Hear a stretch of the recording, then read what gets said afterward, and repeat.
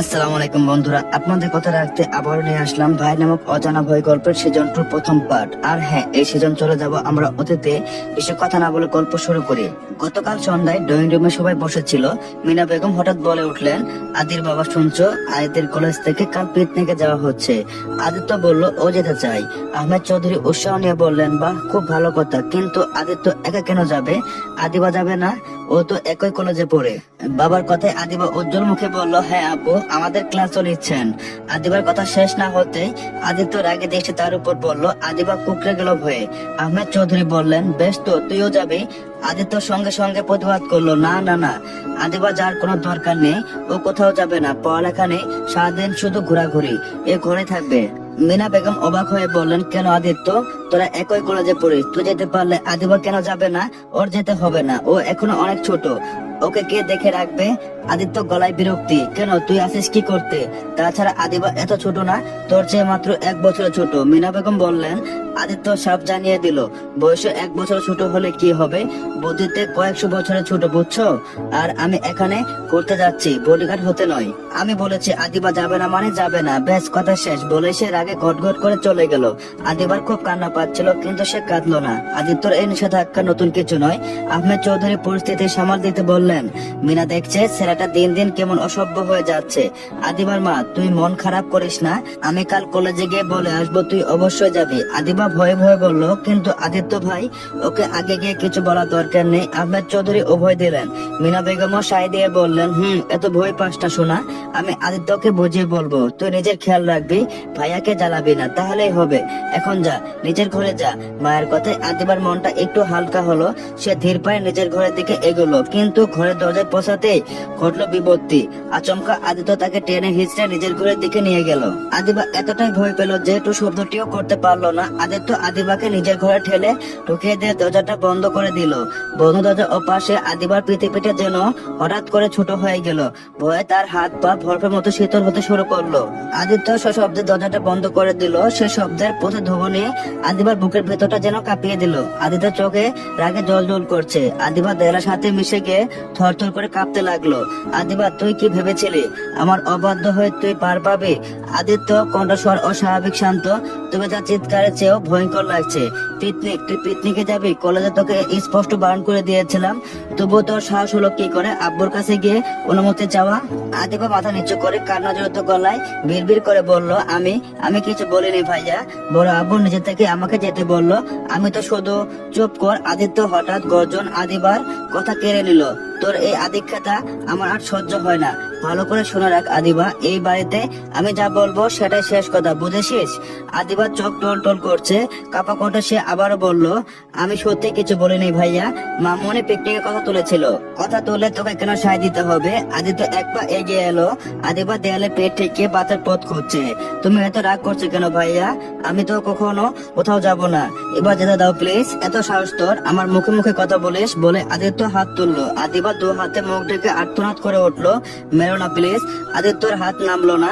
সে আদিবার দেখে ঝুঁকে এলো। মারবো না? তুই আমার কথা অমান্য করবি আর আমি চুপ করে থাকবো? তুই আমাকে কি মনে করিস? আদিবা ফুপে ফুপে কেঁদে উঠলো। তুমি কেন আমার সাথে সবসময় এমন করো ভাইয়া? আমি কি নিজস্ব কোনো ইচ্ছা থাকতে নেই? আমি কেন যেতে পারবো না? কারণ আমি তোর বডিগার্ড নয়। বিশ্বাস করো, আমি তোমাকে একটু বিরক্ত করব না। নিজের খেয়াল আমি নিজেই রাখবো। আমি আর ছোট নেই। আদিত্য মনে মনে এক অন্য দহন শুরু হলো। তুই যে বড় হয়েছিস, এটাই তো আমার সবচেয়ে বড় সমস্যা। কিছু বলছো না কেন ভাইয়া? সমস্যাটা কি জানিস? সমস্যা হলো তুই দেখতে বড্ড বেশি সুন্দরী আদিবা। আদিবা অবাক হয়ে তাকালো। মানে? আদিত্য সামনে এলো নিজেকে। উফ, কি বলে ফেললাম? না কিছু না। আদিবার দিকে তাকে সে আবার নিজের গহিনা হারিয়ে গেল। সে চায় না এই সৌন্দর্যের উপর অন্য কারো প্রতিষ্ঠা পড়ুক। এই রূপ যেন আদিবার জন্য অভিশাপ, যার জন্য আদিত্যকে প্রতিদিন বাইরের ছেলেদের সাথে ঝামেলা করতে হয়। তুমি সবসময় এমন করো কেন ভাইয়া? আদিবা এবার একটু সাহস সঞ্চয় করে বলল, এবার যদি মারো আমি বাবা মাকে সব বলে দিব। তুমি যে প্রতিদিন আমাকে অত্যাচার করো সব জানিয়ে দেব। আদিত্য কোর হাসি দিয়ে ফেটে পড়লো। বাবা মাকে বলবি? বলবি আমি তোকে শাসন করেছি? তুই কি ভুলে যাস আদিবা, তুই আমাদের কেউ না। তুই এই বাড়িতে থাকিস কারণ আমি তোকে দয়া করেছি। আমি তোকে পছন্দ করে নিয়ে এসেছিলাম, তা না হলে তোকে এতিমখানায় পড়ে থাকতে হতো। এখন তুই আমার কথা না শুনলে তোকে আবার সেই রাস্তায় ফেলে দিয়ে আসবো, বুঝেছিস? এই কথা শোনার পর আদিবার বুকটা এক অজানা হাহাকারে ভরে উঠলো। কান্না ভেজা গলায় সে বলল, আমি জানি আমি এতিম, কিন্তু বাবা মা আমাকে তো তাদের মেয়ে বলে মেনে নিয়েছেন। এই সত্যি আমি তোমার বোন হই। আদিত্য ক্ষিপ্ত হয়ে আদিবার চুলে মুঠি ধরে নিজের দিকে টানলো। আদিবা ব্যথায় কুকিয়ে উঠলো, তুই আমার বোন না, তুই জাস্ট একটা খেলনা, তাকে আমি যেমন খুশি ব্যবহার করতে পারি। আমার খেলার জন্য তোকে এই বাড়িতে আনা হয়েছিল। ব্যথায় আদিবার চোখের কোণ দিয়ে নোনা জল গড়িয়ে পড়লো। আদিবা বলল, প্লিজ ভাইয়া ছেড়ে দাও, লাগছে খুব। আমি পিকনিকে যাব না, তোমার কোনো কথা অমান্য করব না। আদিত্য হঠাৎ আদিবার চুল ছেড়ে দিল। তার চোখে এক বিচিত্র তৃপ্তির আভাস দেখা দিল। এই তো এটাই শুনতে চেয়েছিলাম। মনে রাখিস আদিবা, পিকনিকে যাওয়ার চেষ্টা করলে তোর পা দুটি ভেঙে হাতে ধরিয়ে দেব। যাই হোক, আমার কলেজে ব্যাগে তোর জন্য চকলেট আছে, সেগুলো নিয়ে নিজের ঘরে যা। আর আমি যে তোকে যেতে মানা করেছি, এটা কাউকে বললে ফল ভালো হবে না। আদিবা কথা বাড়ালো না। আদির কথা মতো চুপচাপ নিজের ঘরে চলে গেল। পরদিন আদিবার সমস্ত অনুনয় বিফলে গেল। সে বারবার নিষেধ করার পরেও তার বাবা মা কথা শুনলো না। মিনা বেগম আর আহমেদ চৌধুরী চাইলেন মেয়েটা একটু বাইরে থেকে ঘুরে আসুক। আহমেদ চৌধুরী নিজে আদিবাকে বাসে তুলে দিলেন। তবে আদিত্য জানে না যে আদিবা পিকনিকে যাচ্ছে, কারণ আদিবা আর আদিত্য আলাদা আলাদা বাসে উঠেছে। পিকনিকে বাস চলতে শুরু করলো। আদিবার বুকের ভিতরটা টিপ টিপ করছে। চারদিক বন্ধুদের হাসি ঠাট্টা আর গানের শোরগোল, কিন্তু আদিবা যেন এক পাথরের মূর্তি হয়ে জানালার বাইরের দিকে তাকিয়ে আছে।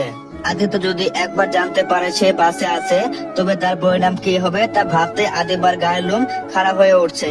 গাড়ি যখন হাইওয়েতে উঠলো, তখন হঠাৎ করেই মিনা বেগম আদিত্যকে ফোন করলেন। আদিত্য তখন বোনদের মাঝে মজা করছিল। মায়ের ফোন রেখে ফোন রিসিভ করলো। হ্যালো মা, বলো। আদিত্য, তোরা কি পৌঁছে গিয়েছিস বাবা? না মা, মাত্র তো হাইওয়েতে উঠলাম। কেন বলো তো? না মানে আদিবার ফোনের চার্জ শেষ হয়ে বন্ধ হয়ে গেছে বোধ হয়। ওর সাথে কথা বলতে পারছি না, তুই একটু গিয়ে দেখে আয় তো ঠিক আছে কিনা। মুহূর্তে আদিত্যর শরীর পাথরের মতো শক্ত হয়ে গেল। তার কানের ভেতর যেন রক্ত চলাচল বন্ধ হয়ে গিয়েছে। সে নিচু কিন্তু হিস হিস করা গলায় বলল, কি বললে মা? আদিবা এসেছে? ওকে কে নিয়ে এলো? তোর বাবা জোর করে নিয়ে গিয়েছে রে। তুই তো বেঁচে থাকবি। তাই আহমেদ বলল, মেয়েটা আলাদা বাসে মেয়েদের সাথে ঠিক চলে যেতে পারবে। ও বোধহয় পেছনে বাসটাতে আছে। আদিত্য ফোনটা কেটে দিল। তার চোখ দুটো রক্তবরণ ধারণ করলো। সে তাতে তার চেপে পাশের সিটে এমন জোরে ঘুষি মারলো যে তার বোনটা চমকে উঠলো। আদিবা, তোর এত বড় সাহস, তুই আমার নিষেধ অমান্য করলে? সে বিড়বিড় করে বলল। কিছুক্ষণ পর বাস যখন বেরোতের জন্য হাওয়াই রেস্টুরেন্টের সামনে থামলো, আদিত্য বাঘের মতো ক্ষিপ্ততায় বাস থেকে নামলো। মেয়েদের বাসটি ঠিক তার পিছনে এসে দাঁড়িয়েছে। আদিবা বোনদের সাথে নামতে গিয়ে দেখলো সামনে যমদূতের মতো আদিত্য দাঁড়িয়ে আছে। তার চোখে যে আগুন, তাতে আদিবার মুহূর্তে ভস্ম হয়ে যাওয়ার উপক্রম হলো। আদিত্য কোনো কথা বললো না। ভিড়ের মধ্যে আদিবার কবজি এমন জোরে চেপে ধরলো, আদিবা ব্যথায় কুপিয়ে উঠলো। ভাইয়া ছাড়ো, সবাই দেখছে। আদিবা আর্তনাদ করে বলল, সবাই দেখছে তো কি হয়েছে? তোর যা খুশি তুই করবি, করতে পারবি, আমি করলেই দোষ? আদিত্য কণ্ঠস্বর রাগে কাঁপছে।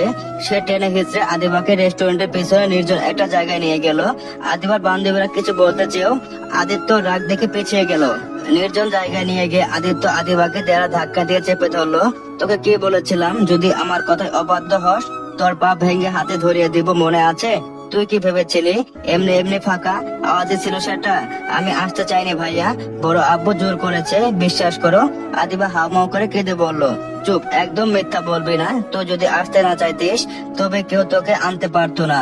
তুই আসলে সবার সামনে টানা মেলতে চাস, তাই না? সাজগুজ করে সবার নজর কাটতে চাস। আদিত্য হাত আদিবার গলা চেপে ধরে বসলো। সে আদিবার খুব কাছে মুখ নিয়ে বলল, আমি বলেছিলাম তুই সুন্দরী, আর এটাই তোর কাল। তুই জানিস না তোকে দেখে আমার ভেতরে কি চলে। তোকে আমি অন্য কারো নজরে পড়তে দিব না আদিবা, তুই শুধু আমার। আদিবা নিঃশ্বাস নিতে পারছে না। সে ঢোকরে কেঁদে বলল, তুমি মানুষ নও আদি ভাইয়া, তুমি একটা জানোয়ার। জানোয়ার শব্দটা শুনে আদিত্যর মাথায় যেন রক্ত চেড়ে উঠলো।